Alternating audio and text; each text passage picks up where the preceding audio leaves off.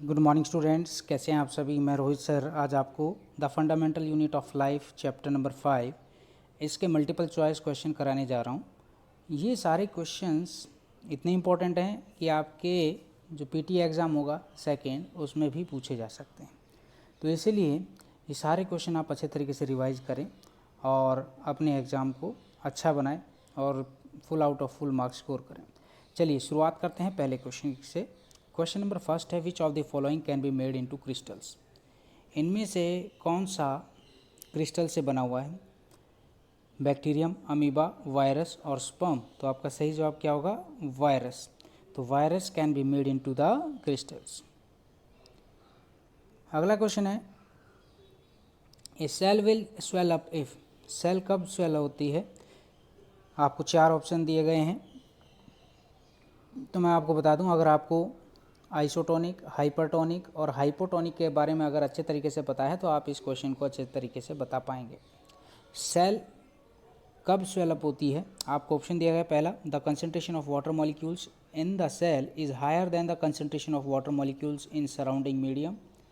दूसरा ऑप्शन आपको दिया गया है यहाँ पर, the concentration of water molecules in surrounding medium is higher than water molecules concentration in the cell.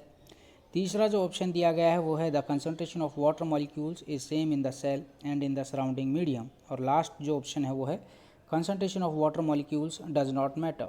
तो आपका जो सही जवाब है वो है बी ऑप्शन, आपका बिल्कुल ठीक रहेगा, क्योंकि जो वाटर मॉलिक्यूल का जो कंसंट्रेशन है वो सेल के चारों तरफ अगर ज़्यादा होता है तो तभी सेल क्या करती है? स्वेलअप करती है। अगला क्वेश्चन है question number 3, chromosomes are made up of. Chromosomes किसके बने होते हैं? डीएनए के, प्रोटीन के, डीएनए और प्रोटीन के या आरएनए के। तो मैं आपको सही बता देता हूँ, यहाँ पर जो क्रोमोजोम्स हैं वो बने होते हैं डीएनए और प्रोटीन के। क्वेश्चन नंबर 4 आपकी स्क्रीन पर है, the which of these option are not a function of ribosomes. आपको ये बताना है इनमें से कौन सा फंक्शन राइबोसोम्स का नहीं है। पहला दिया गया है, आपको पॉइंट वाइज दिए गए हैं, 4 पॉइंट दिए गए हैं और उसके बाद ऑप्शंस दिए गए हैं, तो ध्यान से देखिएगा।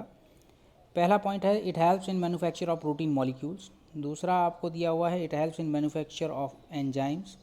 तीसरा दिया गया है, it helps in manufacture of hormones. और चौथा दिया गया है, it helps in manufacture of starch molecules. Option दिए गए हैं first second, second third, third fourth और फोर्थ फर्स्ट। तो आपसे पूछा कि राइबोसोम्स का फंक्शन कौन सा नहीं है, तो मैं आपको बताता हुआ चलूँ कि एक तो ये हार्मोन्स मैन्युफैक्चर नहीं करते, नहीं बनाते हैं, और दूसरा ये स्टार्च मॉलिक्यूल्स भी नहीं बनाते हैं। तो इसीलिए जो आपका जो सही जवाब है वो है C option, third and fourth. अब चलते हैं क्वेश्चन नंबर 5 की तरफ। थोड़ा सा आपको नज़र आ जाएगा अब अच्छे तरीके से, तो आप देख पा रहे होंगे यहाँ पर question number 5, which of these is not related to endoplasmic reticulum. इनमें से कौन सा एंडोप्लाज्मिक रेटिकुलम से बिलोंग नहीं करता है? पहला ऑप्शन दिया गया है, it behaves as a transport channel for protein between nucleus and cytoplasm. दूसरा दिया गया है, transport materials between various region in cytoplasm. तीसरा आपको दिया गया, it can be the site of the energy generation. और चौथा दिया गया, it can be the site of the some biological activities of the cell. तो मैं आपको बता दूं कि इनमें से एंडोप्लाज्मिक रेटिकुलम से कौन सा बिलोंग नहीं करता है। तो पांचवे का जो सही जवाब है वो क्या है? C, it can be the site of the energy generation. आपको बताइए है कि माइटोकॉन्ड्रिया क्या होता है? Power house of the cell होता है, वही एनर्जी सबसे ज़्यादा क्या करता है? जनरेट करने का काम करता है। तो इसलिए यही ऑप्शन आपका क्या है? यहाँ पर गलत है।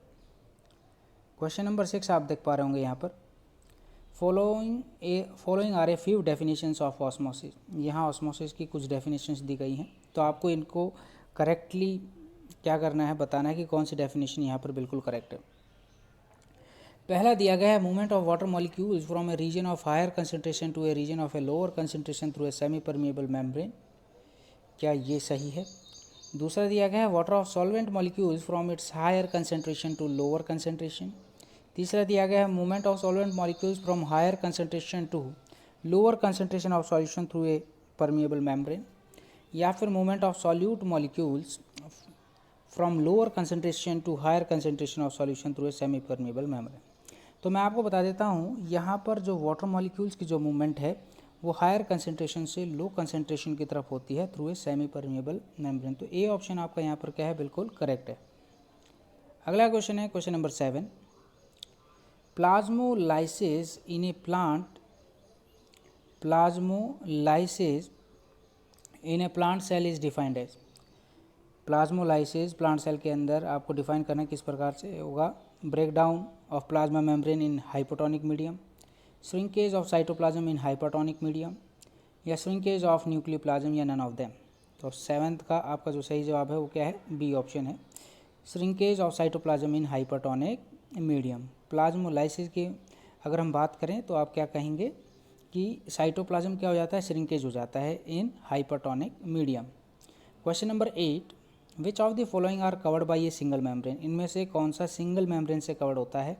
माइटोकॉन्ड्रिया, वैक्यूल, लाइसोसोम, या फिर प्लास्टिड। तो आपका जो सही जवाब है वो क्या है? Vacuole.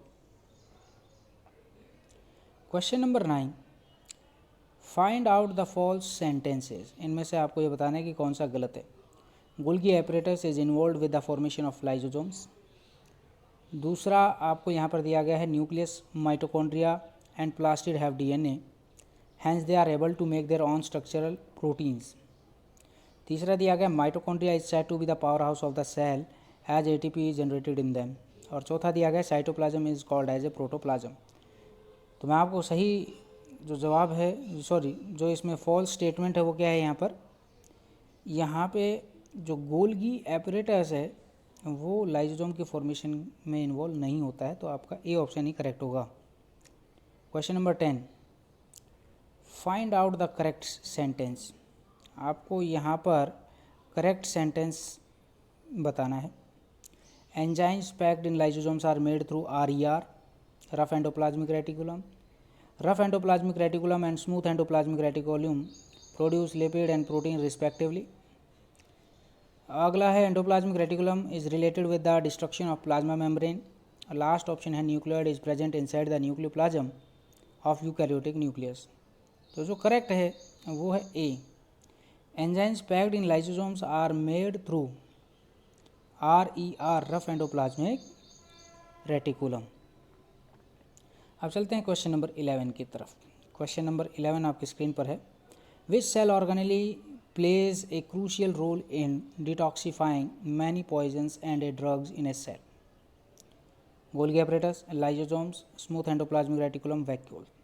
Which cell organelle plays a crucial role in detoxifying many poisons and drugs in a cell? तो उसका सही जवाब है बी, बी नहीं है, क्या है? स्मूथ एंडोप्लाज्मिक रेटिकुलम है। मैं दोबारा से आपको ये बता देता हूँ, इसका जो सही जवाब है 11th का वो क्या है? सी है, smooth endoplasmic reticulum. 12th question है, the proteins and lipids essential for building the cell membrane are manufactured by? Rough endoplasmic reticulum, Golgi apparatus, plasma membrane, या माइटोकॉन्ड्रिया। तो 12 का जो सही जवाब है वो क्या है? Rough endoplasmic reticulum. Question number 13, the undefined nuclear region of prokaryotes are known as? Nucleus, nucleolus, nucleic acid, या न्यूक्लियोइड। तो आपका सही जवाब क्या है? Nucleoid. Question number 14, the cell organelle involved in forming complex sugars from simple sugars are? Endoplasmic reticulum, ribosome, plastids, या Golgi apparatus. तो सही जवाब क्या है आपका? Golgi apparatus. Question number 15, which out of the following is not a function of vacuole? Storage, providing turgidity and rigidity of the cell, waste excretion, या locomotion. तो सही जवाब क्या होगा? Locomotion. Question number 16, amoeba acquires its food through a process termed exocytosis, endocytosis, plasmolysis, या exocytosis and endocytosis both।